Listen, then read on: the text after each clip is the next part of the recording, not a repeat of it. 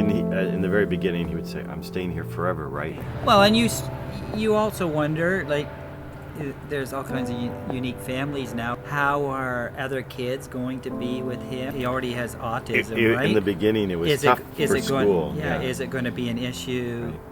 But now that he's gone through IBI and he's learned those social behaviors, school is actually saying that he's actually better for it. In the sense, we already knew when you go through Children's Aid what that child might look like, whether it be abused, either sexually or verbally or physically. They could have some type of mental disability. They could have autism, ADHD. Like, there's a whole slew of words that we could use to describe those children, but all in all, those children have a disability of some form. And most of those kids, those are the kids that are stuck in the system. We have a nephew with special need, and we see what they've had to go through and what they've had to fight for, and we just thought it was the right thing to do. Mm-hmm. When he first came here, he would be at the front door opening and closing the door. Or right? he'd lie on the ground in the kitchen. We call them pot drawers. They just pull out, you pull them back in. So he'd lie underneath it, and he'd flip it back and forth. And watch how the mechanism moved back and forth. When he first got here, it was doors, subways, trains, and locks. Yeah, so it was all repetitive thing. But after about and washing machines. He was fixated on washing machines. We had a front loader, so he would sit and watch, and it would spin around, and he was able to push the buttons to do all of this stuff. Those things have all kind of gone away. I think they were coping mechanisms too, that he was doing repetitive things all the time. Right. Still flapping, so he still needs to release that stimuli.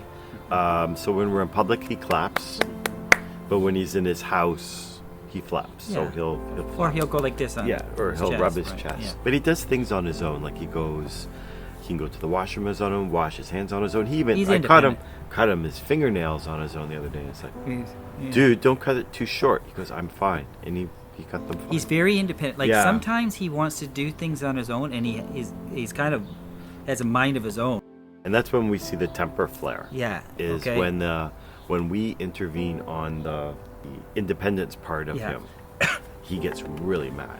But then sometimes he's like, where are you guys? Like he's nervous that he's going to lose us. Some days he'll be yelling, Dad Rob, Dad Dave.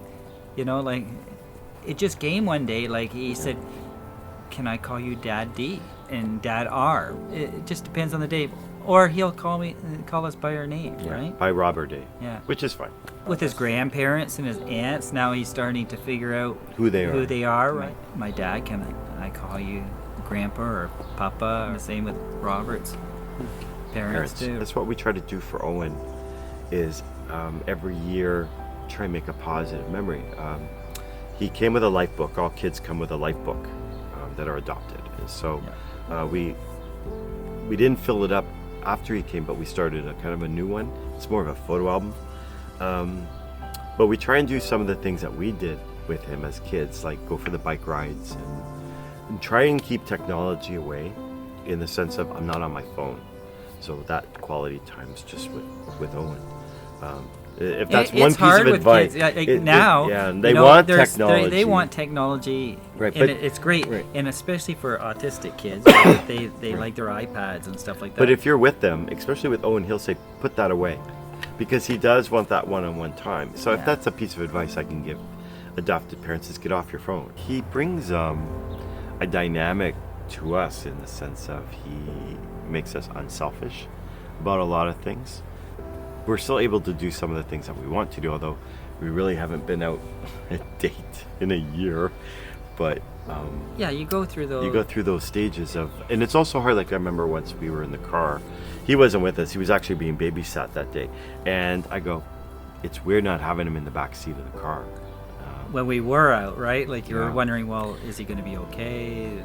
You're trusting somebody else, right? Just a feeling of loss because he's not there. I remember once we were in the kitchen and we were sitting down and he was hugging me and he put his hands on my face like this, right? And he goes, I love you. Like you could see that he wanted to be with us, right?